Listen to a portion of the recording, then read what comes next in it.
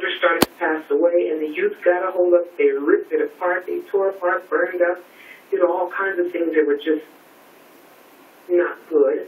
And now it has gone completely, it's blighted in certain areas. Certain areas are still very nice, including my home.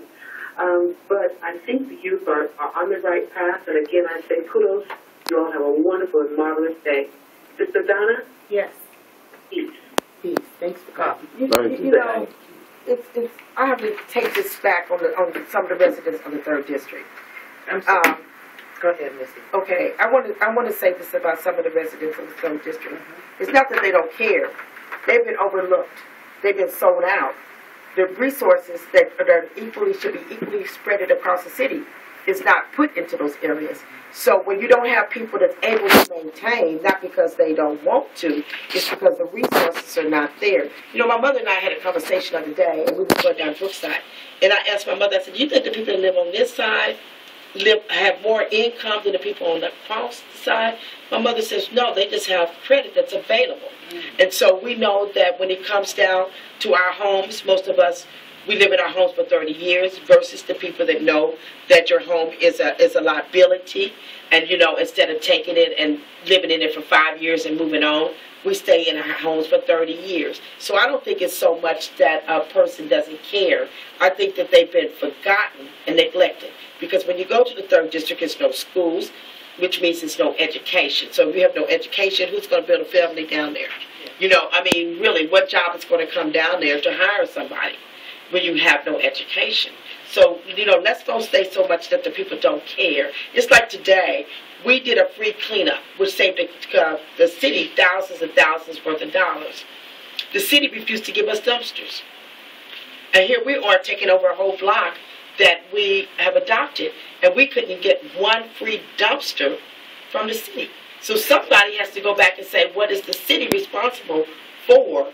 They want to get that toy train to come through here, but they don't want to put no money back into the residents that live in this city. So enough is enough. Yeah, and we do have another caller on the line. One thing you mentioned about not having any television cameras and things out there today as you were cleaning up, if somebody had been shot, it would have been some television. Oh, they would have been all over. They would have been all over the place. But when somebody's doing something positive, you have a group of young men under 30 doing something positive. They're not out there smoking. They're not out there drinking. It's okay to smoke and drink if you're in Westport, but it's not okay to drink if you're on the east side of Truce. Just being real. So everything is dramatized when it comes east of Truce. Okay. Let's take this caller. Caller, are you still there? Yes, I am. You are on the air at 90.1 FM. What's your name and what part of town are you calling from? Hi, Donna. My name is Reverend Esther Holzendorf, and I'm actually calling from Grandview. Okay. And I've been listening to the program today, and I just want to congratulate and compliment those young people and Miss D for what they're doing. I was down there earlier on the block, on the 3800 Chestnut Street block, and they were down there cutting weeds, and there was some volunteers that came in. They're planting gardens down there, and it was just a wonderful opportunity. And the neighbors came out, and they were just so happy. And I think I saw the lady that Miss E was talking about, and she went somewhere and she got her some more dirt. She came back and she's going to start planting some vegetables in there. And so it's just a wonderful experience. And I just appreciate Miss E so much because she has actually, she kind of hits the ground running. She's the hardest working woman I think I have met in a long time. But she goes out and she finds these young people, and they seem to just kind of come to her, and they work with her, and they're doing a wonderful job down there. And I just wanted to say that I really do appreciate you, Ms. D, and the young people that are with you. And I am so pleased that Consolidated Social Work Services, we have an opportunity to be associated with your organization, and we really appreciate you. Thanks for your call. Ms. E? Sister Esther. Yes. I want to say this today, because you was down there when we did that first model block project. She's part of the model block project, as I spoke earlier, Consolidated Social Services. And last year when we did the first cleanup, and Miss Counts and Miss Todd, wanted to see the block. Talk about the transformation that made of the people on the block. Because we're sitting in here speaking, But from the outside, looking in, and you're coming back, just speak a little bit about how the people's mindset changed once they see this. Well, we when we first started there a little over a year ago, and these two elderly ladies, they were so happy because they both expressed the fact that they lived in somewhat of fear because they couldn't see all the way down to 39th Street because of the bushes and the trash and everything was just overgrown. And so Missy and Brandon and another crew got in there and they started cutting all these bushes and things back. And these little ladies came out and they started walking up and down the block.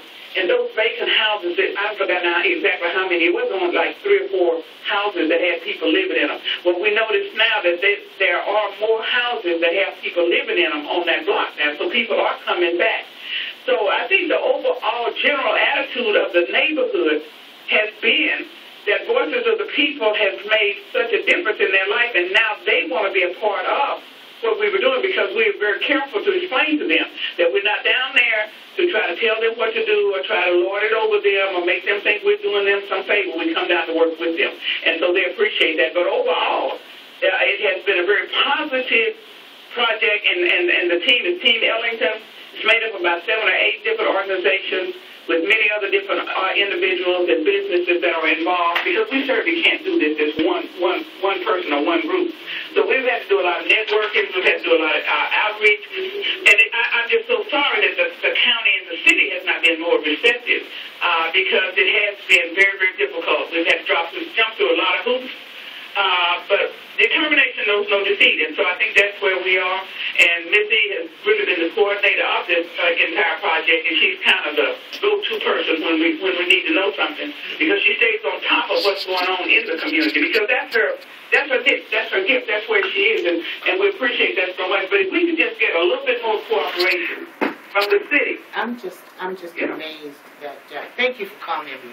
You're quite welcome, and I'm so glad that I was able to do this, and God bless all of you. Thank you. Okay, bye-bye. 816-931-5534. No, I'm not sitting up here just... Let me give you the phone number. 816-931-5534. 816-931-KKFI. Ms. E. Okay, but what I was going to say is that, when we were growing up, Donna and I went to school together. Donna was a smart one. I was the one that got in trouble for talking all the time. You were a natural leader. You were a leader even then. Well, no, you were too. But the thing about this is that good people maintain good people. So we're very blessed to have you, Donna, as one of our closest supporters, because you allowed us to be a part of your radio station when nobody else wanted us. So we love you. That's why I told you today, whenever you call us, we're going to be there. Okay. We had to stop in the middle of what we're doing to be there, But I am really proud of these young men. And not just these young men. We have a couple other young men that's in there. But I'm really, really proud of them because Reggie and Rico and Austin have come up with some awesome ideas, some events for this summer. Mm-hmm. And I can't say it because every time I put it out there, somebody steals mine. You know what I'm saying? So I can't, but it's something that's going to be really, really exciting. Let me ask these young folks. Back in the day, we had places to go and things to do. We went places, but today there just seems to be this kind of pall over everything, and there's no place for young people to go. How do you safely have fun? I know that's why you put your organization, Legendary Lifestyle, together. And how did y'all come together? Yeah, how did you come together? Basically, we've known each other basically all of our lives, and that's actually how we came up with our entertainment company. Basically, trying to have safe fun, trying to have fun with each other, and it started with just the people around us, our friends, and we noticed more people start coming in because it's like when you can go somewhere safe and not have to worry about all the extra, it's just better. People love to be around that, so more people gravitated toward us. And just basically just started, following under us. So we was like, it's basically time for us to build something bigger, and it got to the next step. And hopefully we can take it to the next step and make it even bigger. I know, Austin, you mentioned Berry Road, and I know kids that live up there and go to school up there and everything. And some of them are afraid to come to the city. They don't want to come to the plaza. They wouldn't go to Westport. They won't go, south of the river, basically.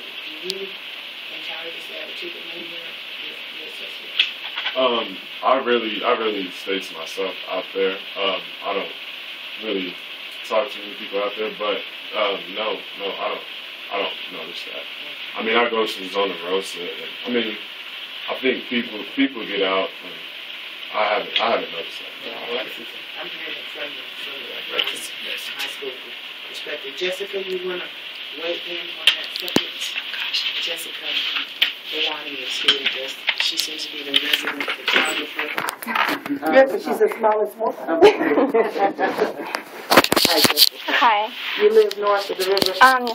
Okay, you go to Park Hill. I actually go to UMKC. I just moved up there, so Okay. it's kind of new to me too. Okay. All right. So how do you like it? You know, are you more acclimated to south of the river? Or? Honestly, like I'm new to the city as a whole, Okay. but I think it's just the different areas that the media portrays, different areas to be worse than the other, and I think that's what plays a big part. Okay. Did you go to 38th and Chestnut? Yes, I did. And your impressions of 38th and Chestnut? When we pulled up, it was awful. I was actually brought in by Legendary Lifestyle to help them out. And as you're out there, it just really opens your heart out because you have people that are residents there that live this and see this every day, and they're sitting there telling you, crying, and thanking you, and telling you rock. And you know, not a lot of young people do community work like that. Right, that's true. So I think it's a good thing that they're doing, and I think that they'll continue to draw more people in. Okay. 816-931-5580. 816-931. KKFI will take the call and come back. You know, Yes, I'm off the mic.